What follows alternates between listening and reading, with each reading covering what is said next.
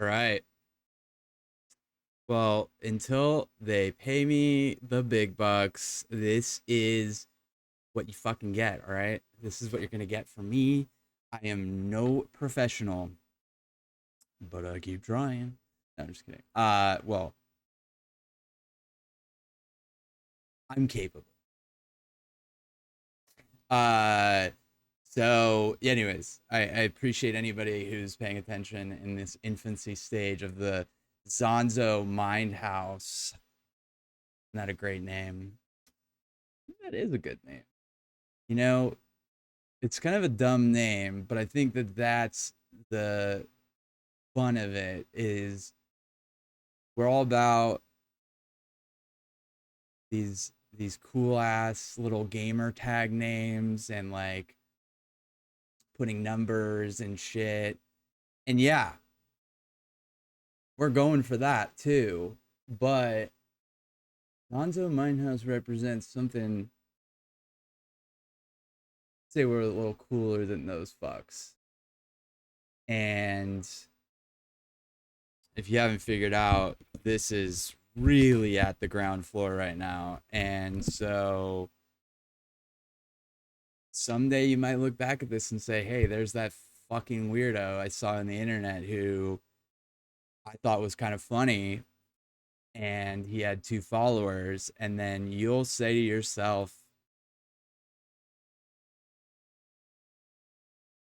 I missed out. But it's never too late, folks, because we do need the clout. Uh, anyways, so okay, all right, okay. So I did want to get into. I loved the format. I don't know about everybody else of going through the Google Trends of the day, and I did that in the morning. So what we're gonna do today, a little bit. I just wanted to start with this headline. It just said it popped up. I don't know what the fuck it's all about. Um, let me see if I can get this working. Yeah, so sick. You need to update your iPhone right now. It says Gizmodo. And I'm a bit alarmed. I'm fucking scared. I am not updating it yet, but I will this evening. I don't know what this is all about though. Okay. So here's the story. Let me adjust my back cushion. That feels okay. So Apple says updating your iPhone to iOS 16.6.1. A lot of numbers. Glad we clarified which version will protect you from an exploit that can allow a hacker to view your texts and photos. No, we don't like that. Hacker to view your texts and photos, no click required. That's me. You're watching this. So Apple has just released a security update warning iPhone users to update their phones to iOS 16. Okay, we get it. Whoa, the exploit is called Blast Pass. That just sounds like a Jesus Christ. Anyways, I'm a bit paranoid, but I'm not like super scared about this kind of shit. I mean, I don't have much to hide, you know what I mean? I mean, I guess it's what everybody says, right? And then they find it. But I I find this all fascinating that there's a way to hack into iPhones this easily. Um, all right, well, update.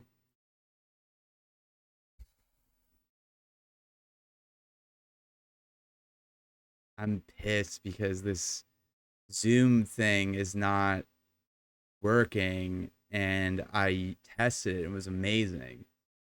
Like this ability to zoom in with a magnifying glass is cool. And there was this zoom on double click, and like maybe I have to restart my browser, but I really don't want to. Anyways, can't have all of it. But this is okay. So this one, it just felt like some right clickbait shit, but I thought we should read it because it's part of the culture. What's up with this red bar? I don't like it. Anyways, I mean black, whatever it's called. Um, okay, that's great. The Oklahoma district that hired drag queen to be elementary school principal faces backlash. Quote, unimaginable. This is the liberal insanity. This is the liberal insanity. All right, let's watch the video. It's outrageous to have a drag queen running a school, here in Oklahoma. That doesn't line up with Oklahoma values. Understand, they control the corporate media, they control pop culture, and if they control our schools, and especially even the earliest of grades when kids are so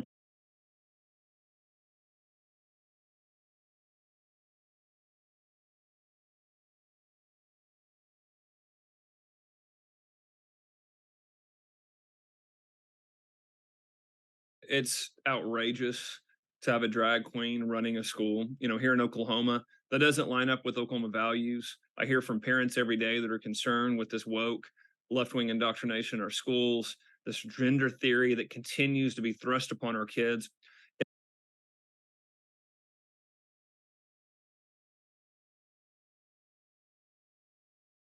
It's completely inappropriate, should never have happened. And we have got to continue to ensure that our kids are with Marxist.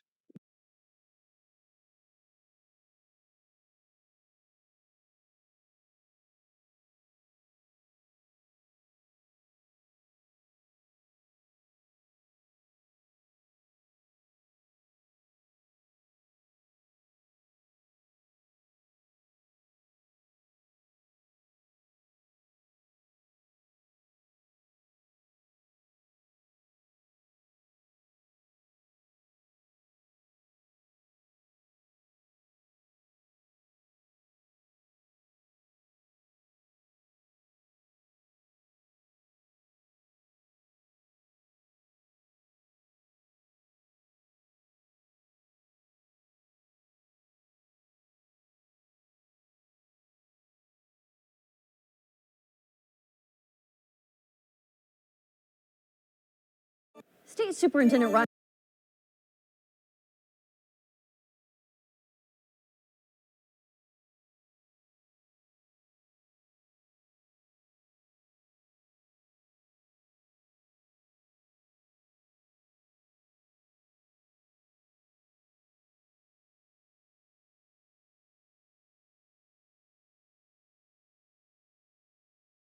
Earlier this week, I reported on a public school district in Oklahoma that was defending hiring this drag queen who was also arrested on drug and child porn charges. Well, anyway, the drag queen elementary school principal hired another drag queen who worked for the original drag queen as a kindergarten aide. That's disgusting. These two seemingly used their Facebook accounts with their drag names to chat about their work at the elementary school. So we have an elementary school principal who is a drag queen, hiring his drag queen friends to work with kindergartners. Okay, this is wrong. If you want to go to a drag show as like a bachelorette party, be my guest. I don't care. But why are there drag queens around kindergartners? It's just not normal. I mean, that's not normal.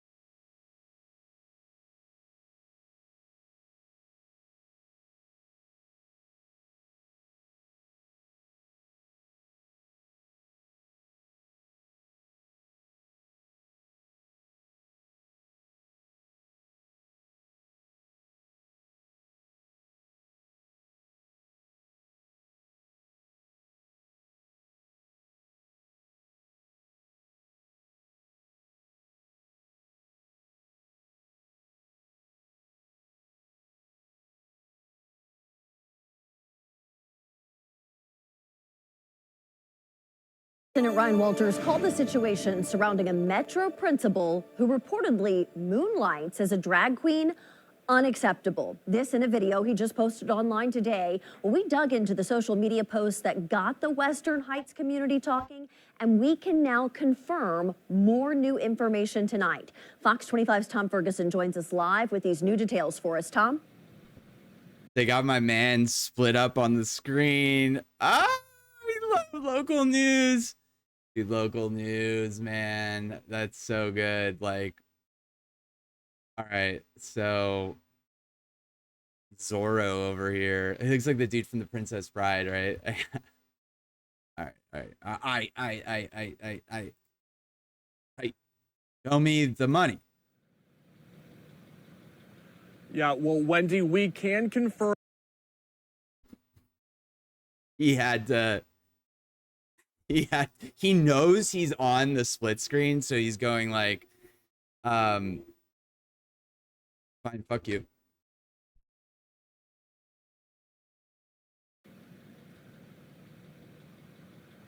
Yeah, well, Wendy, we can confirm that the principal of John Glenn Elementary is a drag queen who read during a story hour at a Metro. What a little fucking hunk. What a little Nazi ass fucking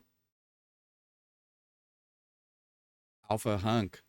Library a couple years ago, and you may remember just yesterday we confirmed reports that he faced child pornography charges 20 years ago in a case that was eventually dismissed. This is completely unacceptable. We know that radical gender theory has been a direct assault on our kids, and School of Mernon stays given ensures other instances of parents expressing concern for student safety in Oklahoma schools. As we've reported, parents have said the football coaches at Kingfisher and Ringling schools abused their kids. A spokesman referred us back to the video in a statement from. These articles get so convoluted. There's so little actual factual information. I heard something about child abuse, but like,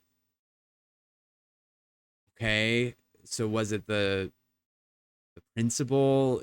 There's no shot that that principal would be still employed. So Oklahoma fact check, please.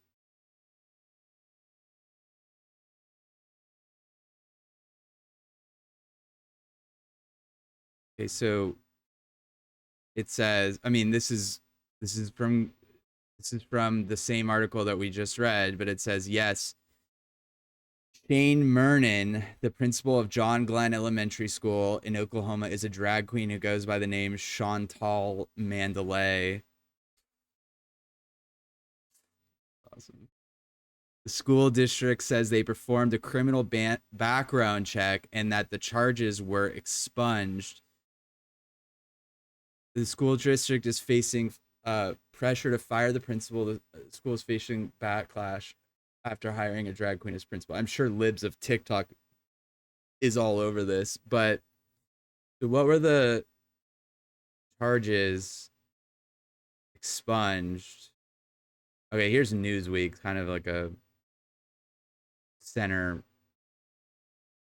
and left outlet, I guess, but be a little bit better. School investigated for hiring principal despite child pornography charges. Okay. I'm here for it. I mean, you know, you sold me on that headline. Tell me more. Oklahoma's top education official is investigating one of the state's school districts. They're the sickest school district in the world. They hired the cool district for hiring a principal who is charged with alleged child pornography crimes over 2 decades ago, but was never convicted. Okay. You know what? I'm gonna put money. I mean, I don't have any, but I'm gonna put money on the fact that the child pornography crimes were bullshit, maybe, if they were expunged. And then also, I'm going to put money on the fact that this was dug up by like a Libs of TikTok source and became fodder for the right-wing media because they discovered that they were a drag queen and then dug into somehow doing background checks and, you know, all this stuff. But it's okay. It actually is an interesting story. I'm not going to like fully discredit it because child pornography charges are okay. So aware of his past charges. So in 2002, a Payne County judge tossed the case due to a lack of proof presented by prosecutors that Mernon, a fifth grade teacher in a different district at the time, was in possession of any child pornography. Case was later reversed via appeal, though the record of charges was expunged, and Mernon continued his career as an educator, which has now spanned over 25 years. Hey, I mean, this is pretty, like, this doesn't feel like total bullshit to me. I mean, it does when you consider that the media probably loves this story because it adds, you know, just that element of credibility that the right doesn't need. But the State Department of Education conducted, or would have conducted, it says, another felony background check upon reviewing his certification. We are aware of the situation and handling this with the utmost attention and care, as we always do. We love our kids. Okay. So, I mean, I just don't. I know that everything that has to do with a drag queen or a trans person, there's an insinuation that they're pedophiles or child predators, which is baseless, except for in this case. Except for in this specific case. Except for in this specific exact situation. Wow, fuck me. Libs of TikTok. Libs of TikTok. I knew they were in here somewhere, weren't they? The hiring drew further attention when Libs of TikTok, an account on X, formerly Twitter, on Wednesday posted photos. Fucking hate this chick. Oh, she's the worst, dude. So they don't have a link to the article. Oh, there it is. Oh boy, Shia is at it. She is got the tea on the drag queen. Yay.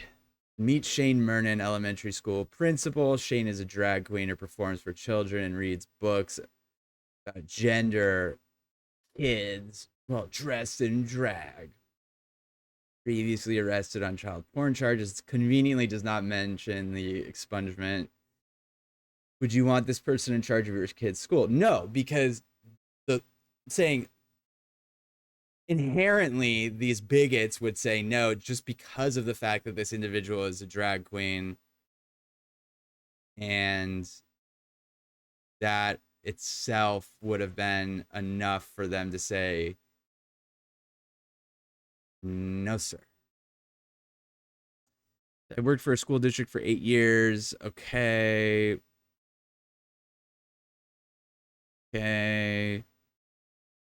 Oh, this is...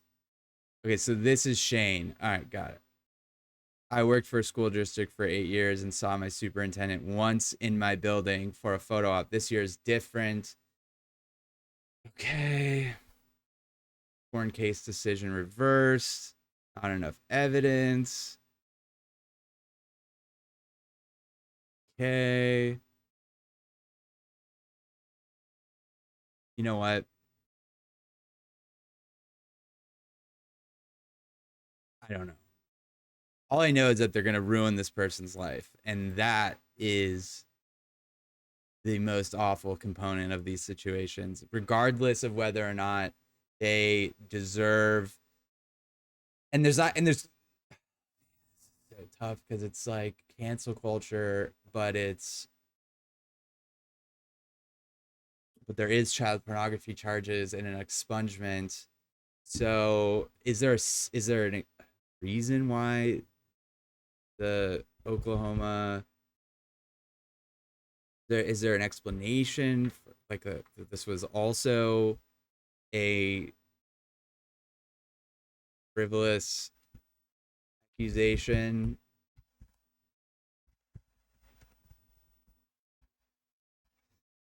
Can't trust the New York Post. Every article about it is from the Blaze. I mean, look, let's just see what the Blaze has to say.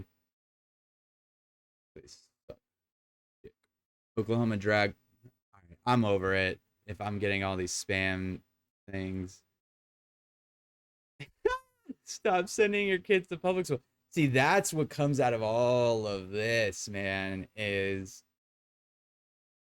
the fear of anything that the government is doing, because all of it becomes a conspiracy. It's so insane. That's what the right does, though. Like, I don't think there's an equivalent on the left of like honing in on trans people who don't make up anywhere close to the vast majority of the total population. But yeah, this was the drag queen principal hired by an Oklahoma elementary school after having their criminal record expunged 20 years ago for child pornography charges. The internet is, or the right-wing sphere is having a field day talking about whether this person should be allowed to work in the school district. And I think okay, I think that the right-wing sphere probably doesn't want this person to work in the school district regardless of the child pornography charge. I think that the fact that this person is a drag queen, in their spare time, would be enough for the right-wing media sphere to be like, we need this person gone, like that on its own. And then you've taken the fact that there's the child pornography charge. I like this story. I think it's really fascinating because I don't think most of the time there's ever that kind of layer where there's some evidence, but then of course they're going to twist that and say all of them being drag queens, much like they want the narrative to be, are child predators, which they promote constantly, and is a fear-mongering tactic, to the degree that the right criticizes the mainstream media for using fear tactic, or I think that's not really the something they're saying these days. But to the degree though that the right-wing establishment and the right-wing blog sphere media, like I'm talking about Fox News when I say establishment, are using the drag queen and trans agenda in so much content, when it is so little of the factual issues facing the world, that on its own should be seen as the type of,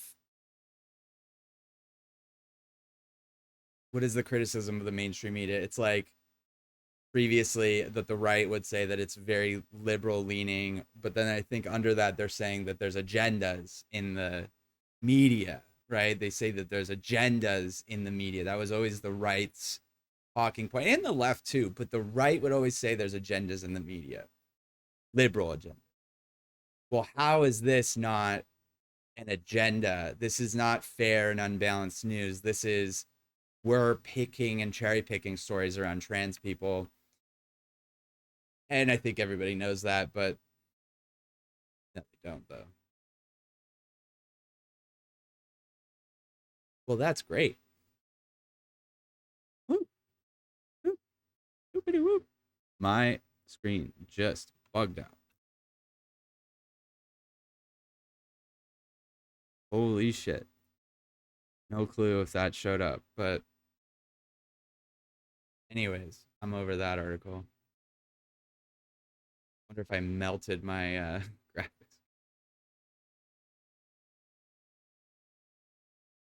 Anyways, bye, libs of TikTok. You were fun while you lasted. Anyways, so what else is up?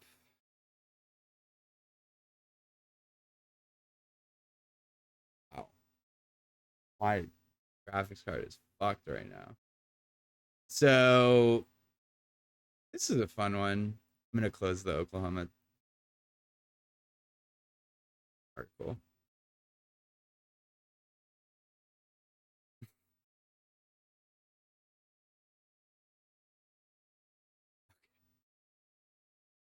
My screen is literally doing like a blur.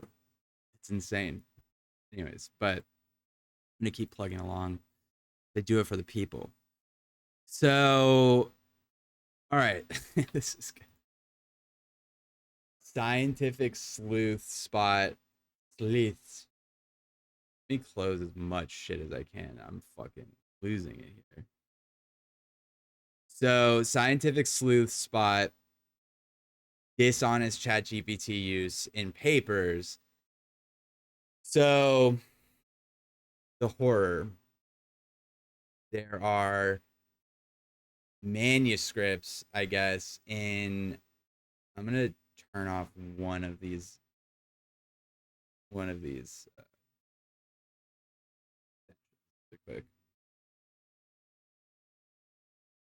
because I think that partially fucks up the graphics card. I have no idea what's going on. My screen is getting blurry. It's getting insane.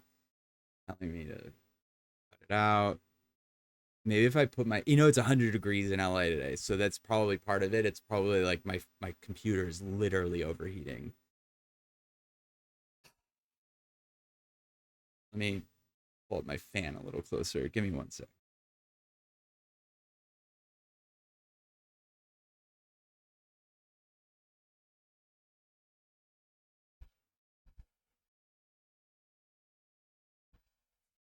Never. Honestly, it might do the job. But so this article is cool because I fuck with ChatGPT, but there's a bunch of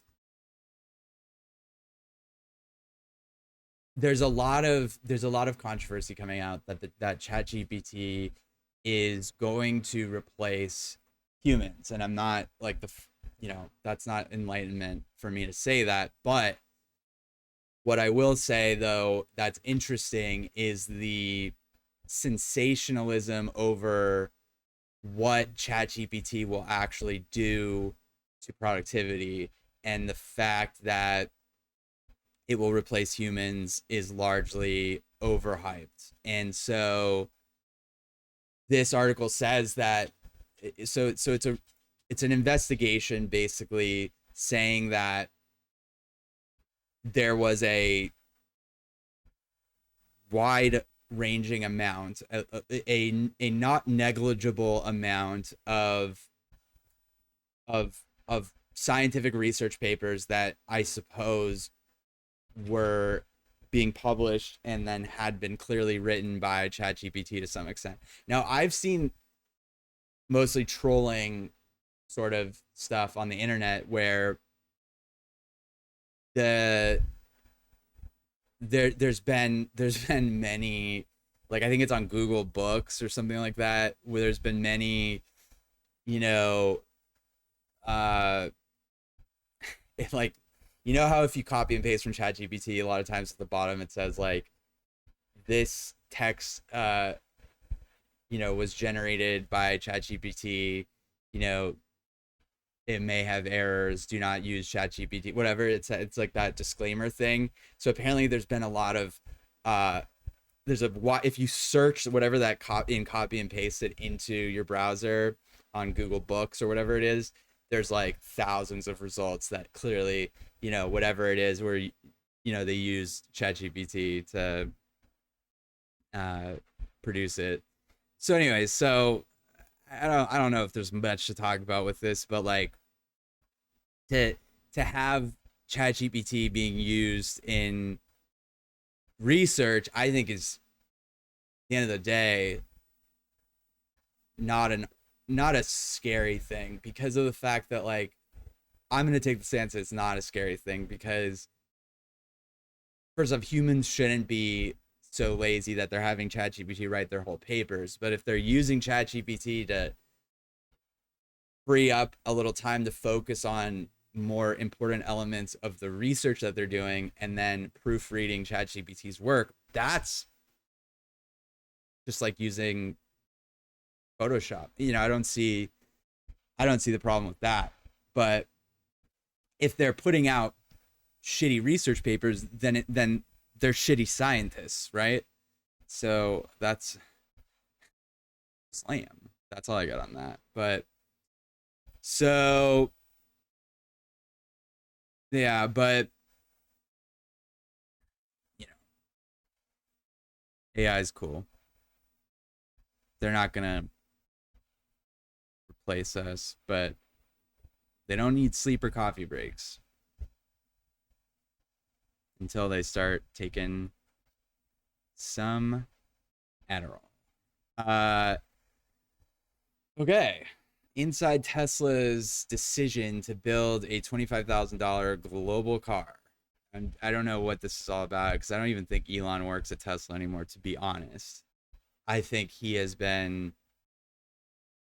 this is my take on that situation with Elon. I think that Elon secretly has been sort of like kicked out by Tesla, and that's why he's over at Twitter. But I may be wrong about that theory. But I do have a sneaking suspicion that these things move slowly, and when he, back when he got fined by the SEC for the tweets that he posted about Tesla, this was way back, like when he was on Rogan smoking a joint. I think that there was serious efforts to begin the push out of Tesla, and I believe that he is no longer running that company, and that they are giving him some level of respect, whoever the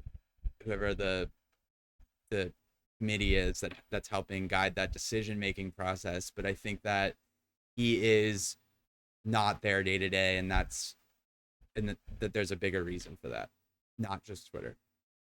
So here we go. Elon Musk was so obsessed with robo-taxis that he repeatedly vetoed his own plan to build a $25,000 electric car in favor of the robo-taxis, until Tesla executives persuaded him to hedge his bet. Okay? So then they're building a robo-taxi and a small car. And I guess somewhere in there, the Cybertruck. Stupid ass car. So yeah.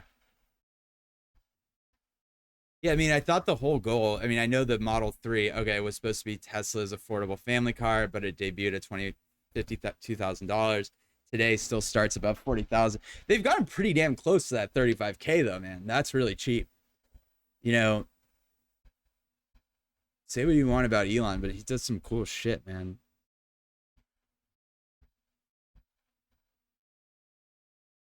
He predicted Tesla owners could earn more than $30,000 a year by dispatching their cars to run errands.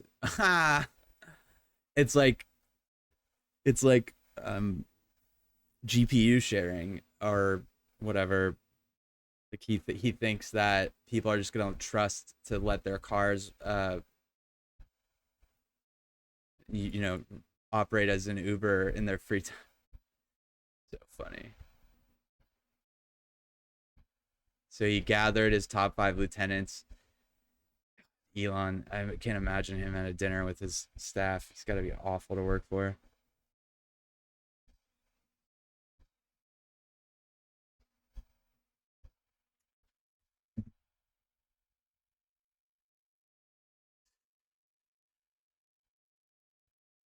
Okay, whatever.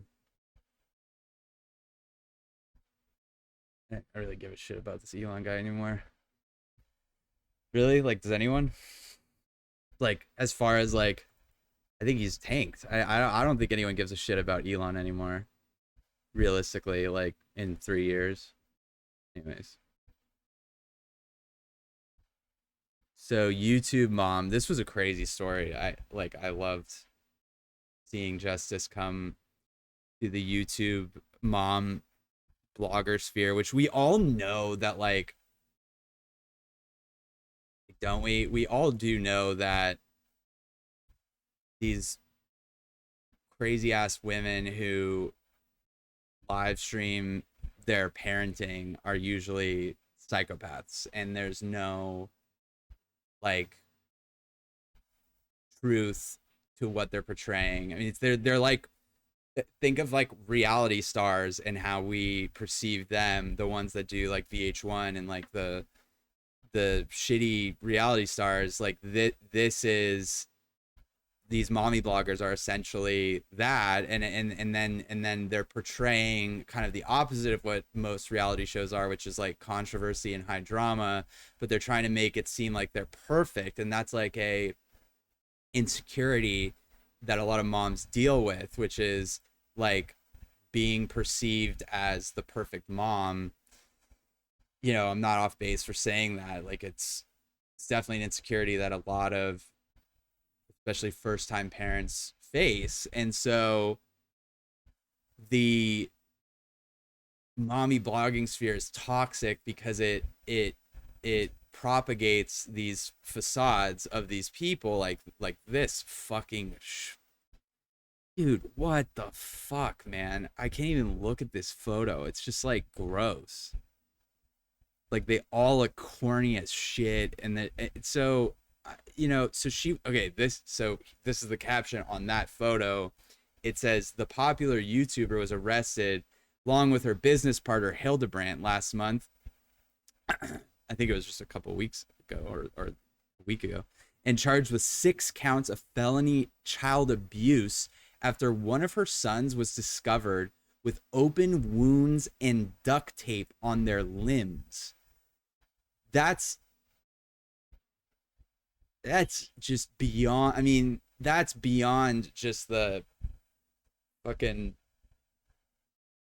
you know, what I was talking about, like being a reality star, but and not being as perfect as you seem. Like obviously that's super extreme scenario, but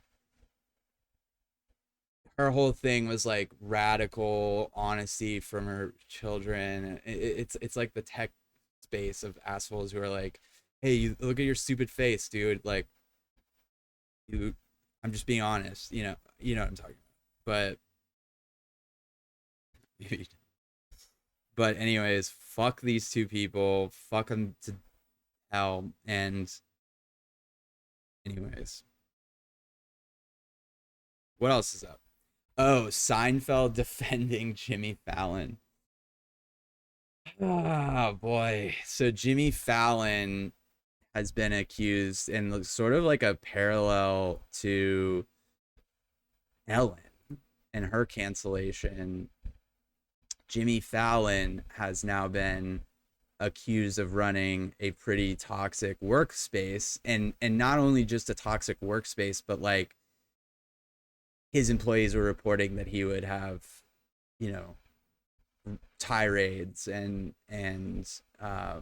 meltdowns and be basically a prick to work for. I mean, I get you know, why that would be something you'd want to not have to deal with in the workplace. And if you have a shitty boss, or you've ever had a shitty boss, then these things are, you know, you can relate to what that's like. But I'm not shocked about this guy. Are you? Like, he's so fucking annoying, and he's so cheesy, and he's so fake and so phony, and like not interesting. And I'm not shocked that that kind of shit was going on. I knew that there was like also an article that like I think he let go of his staff when the writer's strike happened, but it was like something like they weren't, I don't remember, whatever. It was something they weren't going to get paid, but and then they exposed it and he said he would. I don't, who fucking cares? But so Seinfeld is defending Jimmy Fallon though, after he is sort of facing what could become a cancellation on the scale of like the Ellen magnitude, where she ultimately kind of walked away from her show after basically no celebrity came to her defense either, I think. And it was, I guess what I assume was an open secret in Hollywood that she was a dick. So, and I don't even know if there was like very, like the specifics in the Jimmy Fallon thing is that there was like rooms that the staff would like kind of playfully, I think, but like also serious, call their crying rooms. So, okay, let's see what Jerry Seinfeld said. This is this is Seinfeld defending Fallon from his accusations of being a toxic boss, which just because Seinfeld has anything to fucking say about this, like, what the fuck does he know? Does Jerry Seinfeld work with, you know, him on a day-to-day basis? Like, does Seinfeld know what Jimmy Fallon does in his spare time?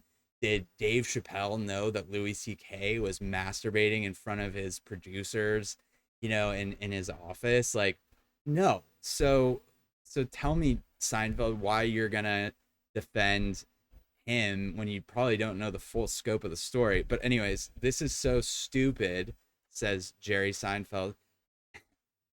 This is so stupid. This is so stupid.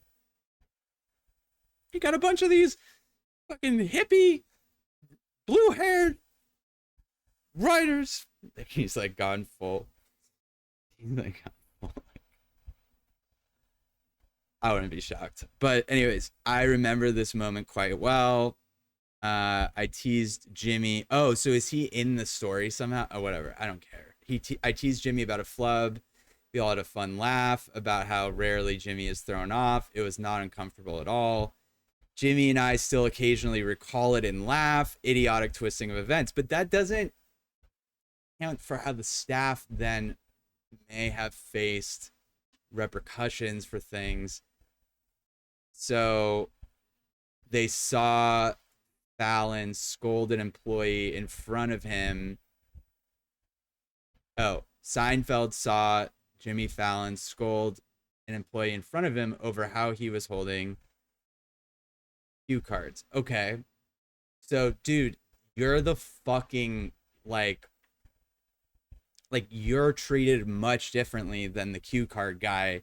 And so because you guys fucking laugh about it, in fact, I have way less, not sympathy, but I have way less compassion for your defense then, as a matter of fact, for rushing to his defense when you realistically don't know what the cue card guy experienced after that, and then what he may have said to you to be like, it was nothing. I'm gonna fucking beat your ass, bitch. Like, come on, dipshits. You not been around this fucking business long enough to know that there's things that happen that, you know, to lower level staff members, that especially now there's an exodus around it, but they're whatever. You get what I'm saying.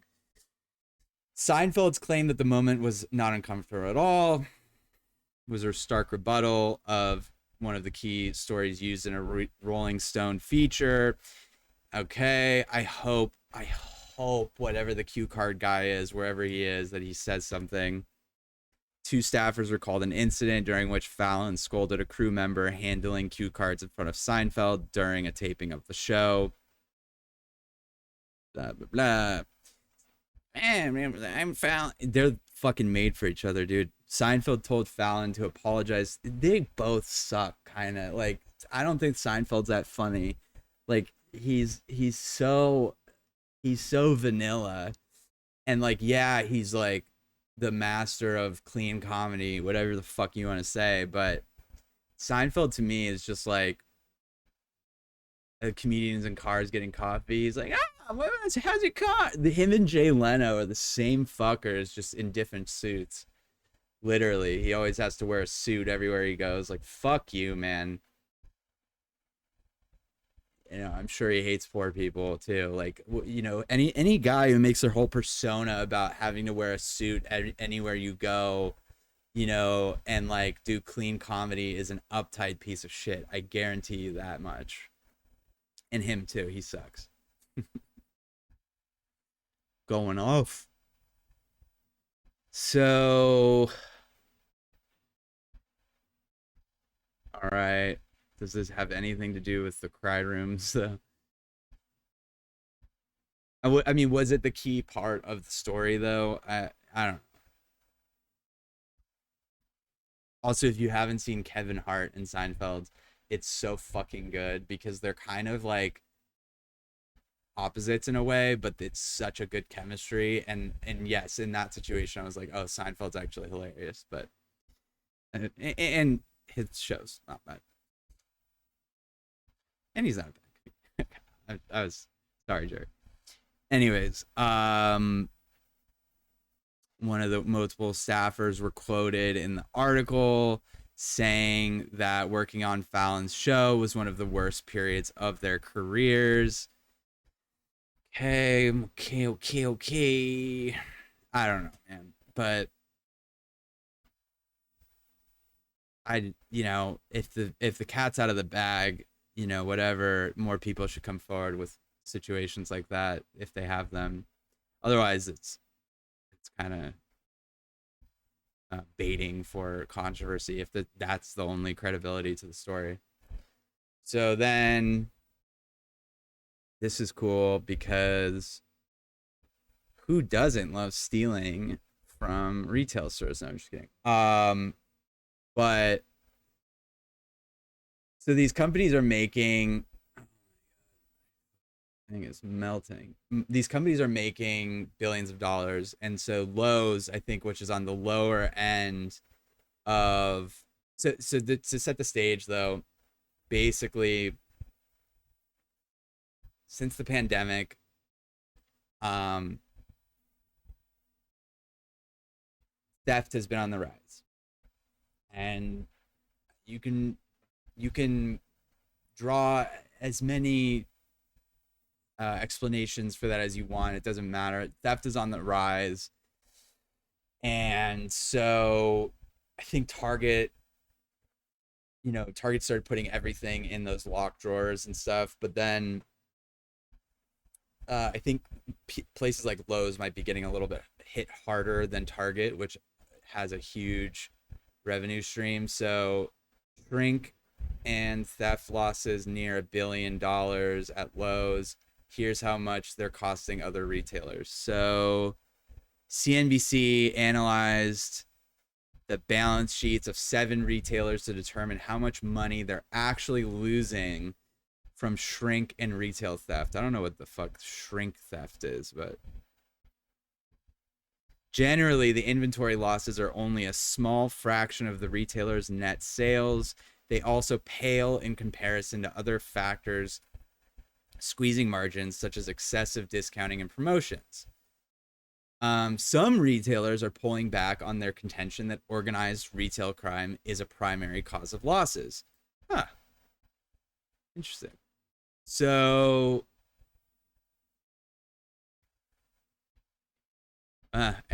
Employee theft. You gotta pay them enough, then they fucking steal from you. So certain retails, well, like this was like, maybe it was like last quarter or something, but like every retailer was like, whoa, it's seriously so much theft, and then that's why we're not making any money. And it was maybe just a convenient excuse by the executives to have a reason for why they're not thriving when everything is switching to online retail. So here you go. Target lost about $219 million, and Dick's lost $27 million in the second quarter. But I think Target's revenue is like $50 billion a year. So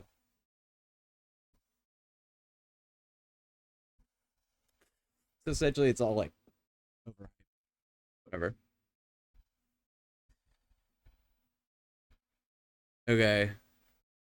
Whoa, IBM, thank you for popping up all over my face. This is a fun one. So yeah, I was excited about this one. So if you're not familiar with Grindr, allow me to enlighten you. It's a dating app. Grindr, we're talking about Grindr today, loses nearly half of its staff. That's a lot of people. I mean, I assume they have more than 20 employees, and if they lost 10, that's still a lot if the reason is that they wanted them to return to office. And I know how the corporate, executives want to say that everybody's just lazy and that's why they won't come back to the office. But there is this video from CNN. There you go. That's what I'm talking about. Well, while that ad is playing, I think so interesting that also, I don't know, tech companies are like usually the most, and I'd imagine Grindr is fairly progressive. I think that's an obvious assumption to make, but they ended their remote work policies and forced employees to relocate. Oh shit, that's pretty intense. And nearly half of its staff left or quit. I mean, I'm sure they were able to hire other people, but anyways, let's see the CNN article. I mean, besides the snigger that Zoom's asked people to come back, actually, what Zoom's done is entirely consistent with a managed policy. If you live nearby, 2 days a week, back in the office. But this pendulum, I'm looking for a pen so I can do it, this pendulum of backwards and forwards. Dude, when that's the mainstream media, like that's the quality we're getting, I'm so stoked that I'm doing this because like, what the fuck? You're a moron. I don't even want to watch your video. So dating app Grindr ended its remote work policies and forced employees to relocate. Grindr, you were talking about the dating app where it's kind of like if you're gay, like or especially from what I hear, no, it's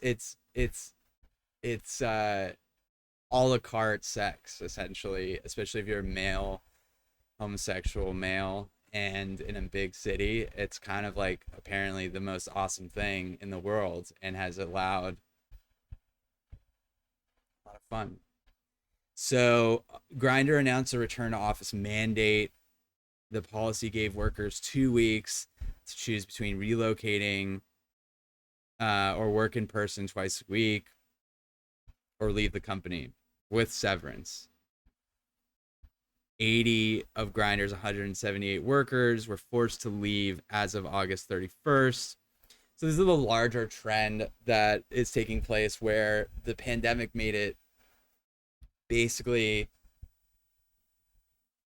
obvious to especially the employees who have the power in these dynamics, especially when they're in tech companies and the talent is what dictates sort of the benefits that come along with it. I mean, I know a lot of companies are scaling back, especially like Facebook and Google, the amount of benefits that they offer their employees, like the gyms and the cafeterias. But largely those come from the fact that the competitive space of hiring talent in especially tech companies requires, you know, luring them. And so my point being, though, that Grindr forcing everybody to come back to, you know, in-person work is a trend along other corporations where people are, you know, mandating it now. There was a cushion period where I think people were teasing that this might happen soon, and then it finally did, and now it's happening, and now people are clearly quitting, and this thing with Grindr is an extreme case. But yeah, I mean, I wouldn't want to move. Then you get severance. Anyways, who cares? Whatever. But yeah. Anyways, so yeah, half their team quit because the management doesn't understand that people can work remote and still get shit done if they care about their jobs. Make the places cooler to work at or work for, and you won't have any issues with productivity working from home. That's my take. All right, so this is the true scale of New York's Airbnb apocalypse. So, fuck off, Wired. A law meant to crack down on short-term rentals in New York City took effect Tuesday.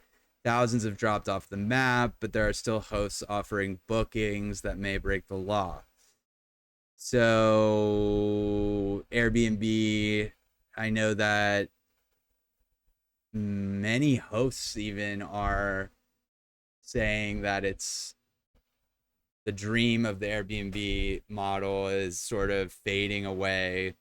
The viability of owning a property that you Airbnb out isn't as practical, I think, as people were led to believe, mainly from the places like Wired that promoted this as the utopian era of having passive income and being able to expand your real estate portfolio. So everybody bought into it.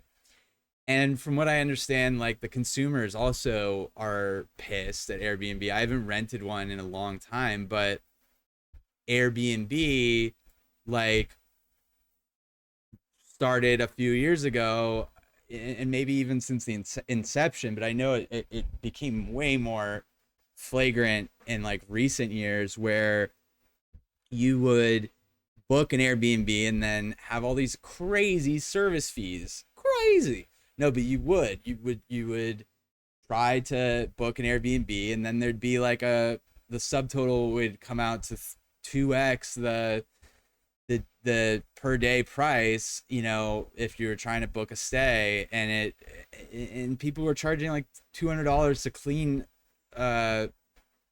you know, the Airbnb. None of it made any sense, but so the owners were just tacking on these fees to lure you in with the price, and then blah blah blah. But so the number of short-term Airbnbs available in New York City has dropped 70%. Wow, that's a lot, man. So this new law requires short-term rental operators to register their homes. There are still thousands of listings unregistered, but 70% of New York City Airbnbs have disappeared after they began enforcing a new law requiring short-term. So what do they have? Why can't they just register? What's the illegality, though, behind their conditions of registration? So it was, wow, it was over 1 month. How am I so in the dark on this? But this is cool. I mean, I knew enough about Airbnb and everything going on, but like this is a New York City story mostly, but still. That's got to be hitting Airbnb too. So the day New York City began enforcing the law, blah, blah, blah, to 15,000 listings disappeared. Wow. So did they say what it was? So I'm scanning it, but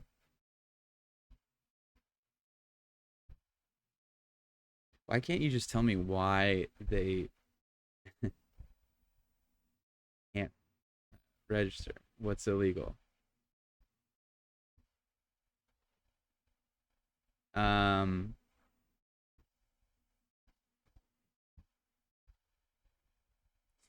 Why? What are the regulations? It just starts talking about Airbnb this is similar to the Uber law in California that didn't pass, but to give the Uber drivers better benefits and classifications of employment. But I mean, because that's what it is, dude. That's what it fucking is, man. These companies, Uber is just, let's just take taxis and not pay the drivers, basically. And then Airbnb is, let's just take hotels and, you know, put them in people's houses. I don't know. I mean, these ideas get really distorted with the media hype around them, but at their core, they're kind of like we built the institutions of hotels, and you know, they're heavily regulated, and you know, the idea behind it is that there's a standard of cleanliness and there's regulations, and like that took, you know, a long time to refine. And then yeah, of course Airbnb is going to have, you know, people who aren't, you know, managing things ethically. But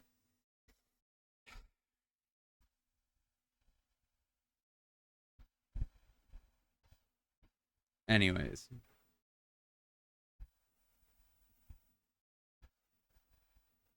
what is it? Does this article literally not tell you why they didn't want to register?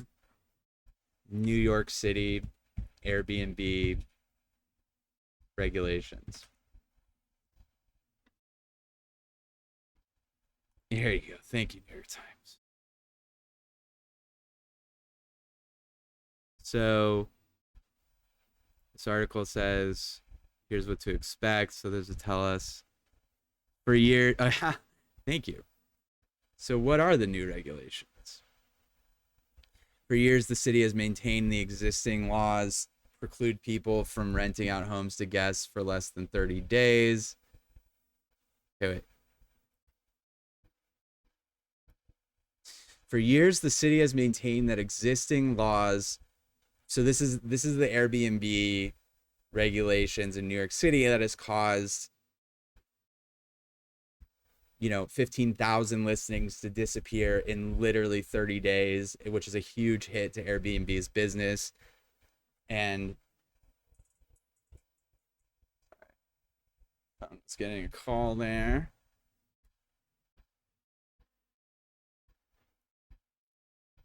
Let's see. All right, we're back. So, for years, the city has maintained that existing laws preclude people from renting out homes to guests. Okay, for less than 30 days, that doesn't matter. The city also asserts that no more than 2 guests are allowed to stay at a time.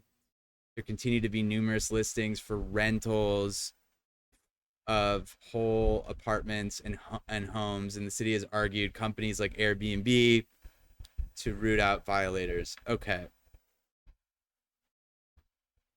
I so confused. Okay, why restrict these short-term rentals?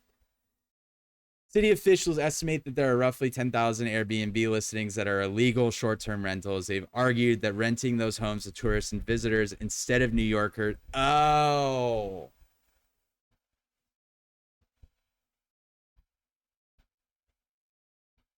I see. I think. So the reason that the reason why New York City does not want these Airbnbs is because the is because the rentals that last like 30 days, which are, I guess, the more like, getting a apartment, are generally priced higher, and then it jacks up the pricing across all of the city when people realize they can rent out a 2-bedroom for $5,000 that's really worth, three. I'd assume that's the point. So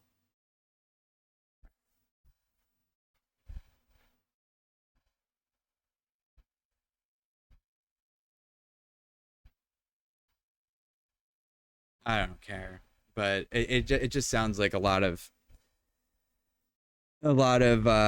back and forth that probably the city, knows that Airbnb hasn't played game with them, and they're trying to,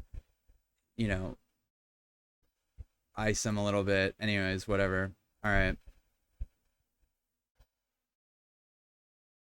The Supreme Court's fake. I want to see. Yeah, I've been reading a little bit about this. The Supreme Court's fake praying coach case just got faker. What a good headline. Thank you, Slate. So, last year, the Supreme Court ruled in favor of a high school coach's right to. Yeah, this was the guy who would like kneel at center field, and he'd be like, "Oh, my team prays before we make a touchdown." And then it said last year the Supreme Court ruled in favor of the high school football coach's right to engage in brief, quiet, personal prayer. And he would always say that as like, this is just personal, and it's not a distraction to the game, and I'm not forcing my team to do anything. Despite photographic evidence that his prayers were drawn out, loud, and extremely public. That's not shocking. And then the decision was embarrassing as it rested on the fiction that the coach, Joe Kennedy, was reprimanded for private religious expression. So he concocted a controversy that his religious freedom was being, taken away by the liberals. And so then when he was actually creating huge prayer circles in the middle of the field. Yeah. Since then, the situation has only further exposed the shameful artifice of the ruling. At first, Kennedy appeared to have little interest in taking back his old job. Probably like, no, I don't want it anymore. You spend so much, but if you're gonna, fine. Supposedly what he was fighting for. Then he acknowledged that he sold his house and moved across the country, probably because he could write a fucking book and, become a right-wing media personality. Kennedy to return to coach one football. He's like Rudy. And then he quit again. So, okay, so then what's the... Okay. The final chapter of the Coach Kennedy saga was foreseeable well before the decision. All right.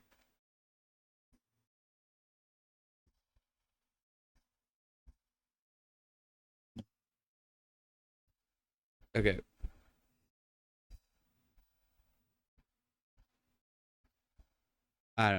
Who gives a fuck? So what are they appealing it or something? All right, who gives a fuck? Right wings are right wings. Psychos are psychos. FAA orders Musk's SpaceX. No thanks. To take 60 feet corrective actions on Starship.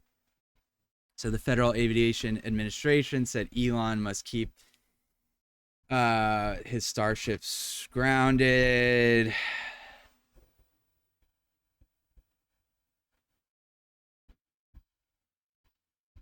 Oh, it's for environmental reasons.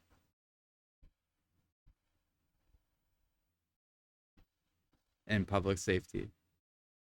Yeah, I mean, this guy has never had any regard for government regulation, so this was good. They have such a hard on for Hunter Biden. So it says Comer, Marjorie Taylor Greene demand information on Hunter Biden hookers, claiming they may be sex trafficking victims. Nice. And then here she is, literally holding the, his nudes. Yeah, I remember that. So House Republicans on Friday ratcheted up pressure on the Justice Department to share information on a list of his prostitutes. They just need a distraction, man, so that then they pull this out of their back pocket anytime. There's always something more about Hunter Biden that they can just say. Meanwhile, he's living the dream, baby. Oh, what a photo, man. Thank you, New York Post. I mean, that's all I need to see. Like, okay, so the dude likes to party. He's kind of a fail son. And then the Republicans love to bring it up. But I think if he's a cool guy, you know what I mean? Like, if he's got his head screwed on straight, which he probably, honestly, I'm assuming he doesn't fully, but I'd be like, yeah, dude, I'm the fucking man, dude. I'm the one that I'm the bad boy. Like, I'd be milking it. He lives in Malibu. The Secret Service has to pay like $20,000 a month just to rent a house across the street. Dude. Oh God, we don't need that. Come on, man. Anyways. Oh, and then here's this lovely woman. Hunter recorded multiple sex tapes with a prostitute. Oh, fuck. All right, that's it. That's all I got. Love you guys.